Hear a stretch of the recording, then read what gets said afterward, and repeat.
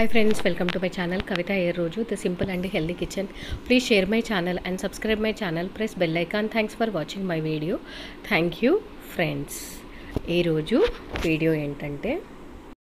Hi friends, welcome to my channel Kavita Air Roju, the simple and healthy kitchen.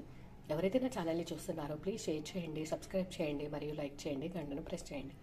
ఈరోజు గుత్తి కాకరకాయ నేను ఏ విధంగా చేస్తానో మీకు చూపిస్తాను.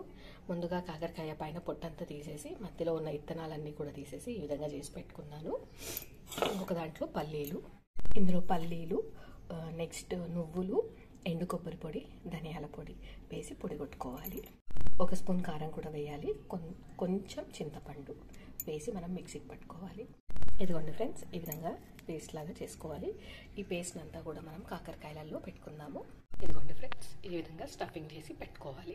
ఉల్లిగడ్డలు, పచ్చిమిర్చి, టమాటాలు కట్ చేసి పెట్టుకోవాలి. 2 చిన్న ఉల్లిగడ్డలు, ఒక 4 పచ్చిమిర్చి, ఒక టమాటా తీసుకొని కట్ చేసుకొని ఇలా రెడీ చేసి పెట్టుకోవాలి.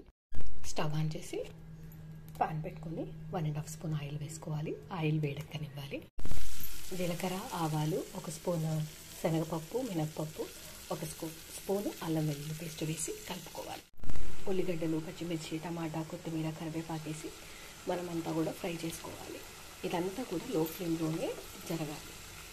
ఇదిగోండి ఫ్రెండ్స్, ఉల్లిగడ్డలు, పచ్చిమిర్చి, టమాటా ఇవన్నీ వేగాక మనం స్టఫ్ చేసి పెట్టుకున్నటువంటి కాకరకాయలు ఇందులో వేసి వేగించుకోవాలి.